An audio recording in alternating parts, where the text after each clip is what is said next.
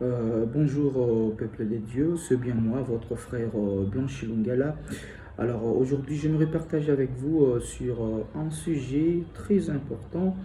Il s'agit de ces phrases utilisées dans nos moments de culte, dans nos moments de prière personnelle comme étant de versets bibliques, de passages bibliques, mais qui pourtant ne sont nulle part mentionnés dans la Bible, qui pourtant ne sont pas de versets bibliques. Premièrement, la présence des dieux et l'absence totale du diable. Bien-aimé dans le Seigneur, la Bible dit que la présence des dieux, c'est l'absence totale du diable. Non, la Bible ne le dit pas. La Bible ne l'a mentionné nulle part. Vous la trouverez nulle part dans la Bible. Vous pouvez l'utiliser comme étant l'interprétation, encore les commentaires, se basant sur un autre verset biblique pour nous dire que la présence de Dieu, c'est l'absence totale du diable. Là, on peut comprendre. Mais nous la présenter comme étant un verset biblique, c'est faux. Nulle part dans la Bible, il est écrit que la présence de Dieu, c'est l'absence totale du diable. Deuxième phrase. Bien-aimé dans le Seigneur, la Bible déclare que tout ce qui est révélé est condamné. Non, non. Ce n'est pas un verset biblique. Nulle part la Bible l'a mentionné. Il est écrit nulle part dans la Bible que ce qui est révélé est condamné. Une fois de plus, j'insiste, vous pouvez l'utiliser comme étant l'interprétation, encore les commentaires d'un autre passage biblique. Là, on peut comprendre. Mais nous la présenter ou encore l'utiliser comme étant un verset biblique, ce n'est pas mentionné dans la Bible. Il s'agit juste d'une phrase célèbre qui pourtant également motive certaines personnes, mais ce n'est pas un verset biblique.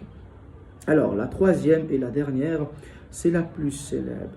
C'est la plus utilisée dans nos moments de culte.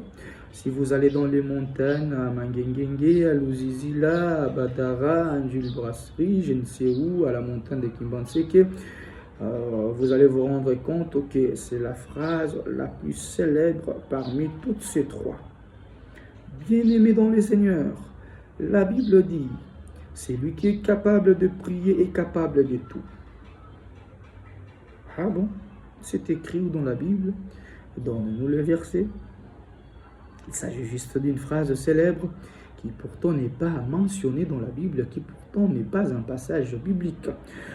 Vous pouvez l'utiliser, j'insiste encore, comme étant une interprétation, encore un commentaire, c'est basant sur un autre passage biblique. Vous pouvez prendre l'histoire de Anne, je donne l'exemple.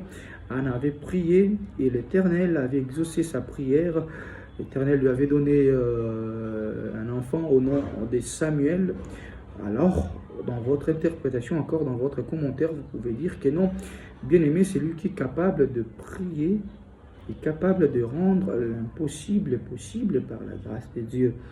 Mais ne nous dites pas que c'est lui qui est capable de prier, capable de tout, et nous l'a présenté comme étant un verset biblique. Pourtant, nulle part dans la Bible c'est mentionné, nulle part dans la Bible il est écrit que c'est lui qui est capable de prier, capable de tout.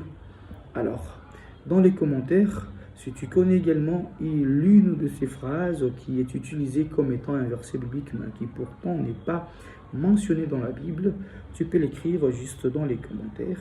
Que Dieu vous bénisse. C'était moi, votre frère Blanchi Lingala. Que Dieu vous bénisse. On se retrouve prochainement.